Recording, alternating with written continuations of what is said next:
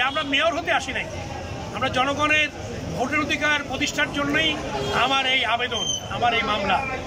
18 সালের নির্বাচনে ভোট ডাকাতির পরে আমি বিচার চেয়ে নির্বাচনী ট্রাইব্যুনালে আবেদন করি। দীর্ঘ 7 বছর ফ্যাসিস্ট সরকারের আমলে এই মামলা 9 বার আমরা শুনানি করেছি, কিন্তু কোনো বিচারকই আদেশ দেয় নাই, রায় দেয় নাই। আদালতকে প্রভাবিত করা হয়েছিল। বিগত দিনে যে মেয়র তালুকদার আব্দুল খালেক, তিনি সরকারি প্রভাবে আদালতকে প্রভাবিত করে আমার মামলার কার্যক্রম স্থগিত রেখেছিল। দীর্ঘ 7 বছর পরে, জুলাইয়ের ছাত্রদের অভ্যুত্থানের পরে দেশে নতুন করে গণতন্ত্র পুনঃপ্রতিষ্ঠা এবং ফ্যাসিবাদের বিজয়ের পরেই আদালত, বিচার বিভাগ এখন সম্পূর্ণ স্বাধীন। সেই স্বাধীন বিচার বিভাগের কাছে আমরা আবেদন করেছি মামলা দ্রুত নিষ্পত্তি করার জন্য। আদালত ইতিপূর্বে সমন জারি করেছেন বিবাদীদের বিরুদ্ধে, তারা আদালতে হাজির হয় নাই।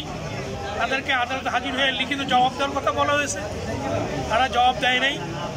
সরকারের আপত্তি শুনানির তারিখ আদালত নির্ধারণ করেছেন, সরকার থেকে কোনো আপত্তি দেওয়া হয় নাই।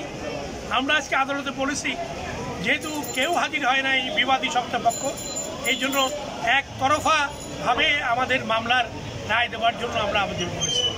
আমি আদালতকে আজকে অনুমতি নিয়ে বলেছি যে আমরা মেয়র হতে আসি নাই, আমরা জনগণের ভোটের অধিকার প্রতিষ্ঠার জন্যই আমার এই আবেদন, আমার এই মামলা।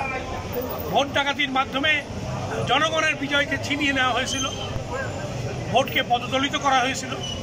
আজকে গণতান্ত্রিক বাংলাদেশে আমরা চাই যে জনগণ ভোট অধিকার ফিরে পাবে এবং এই রায়ের মধ্যে দিয়েই প্রমাণিত হবে ফ্যাসিবাদী হাসিনা দেশের মানুষের ভোটাধিকার হরণ করেছিল। এবং আমরা দ্রুত সময়ের মধ্যে এই আদালত থেকেই আমরা ন্যায় বিচার চাই। আমি বলেছি, সম্মান মর্যাদার মালিক একমাত্র আল্লাহ। বিচারক আল্লাহর কাছে জবাবদিহি করেন এবং বিবেক দিয়ে বিচার করেন। আমরা চাই যে উনি প্রভাবমুক্ত থেকে ন্যায় বিচার নিশ্চিত করবেন এবং আমাদের বিজয় হবে ইনশাল্লাহ। আমরা সেইভাবেই আদালতকে আজকে জানিয়েছি। আমি আশাবাদী যে বিচারক ন্যায় বিচার করবেন।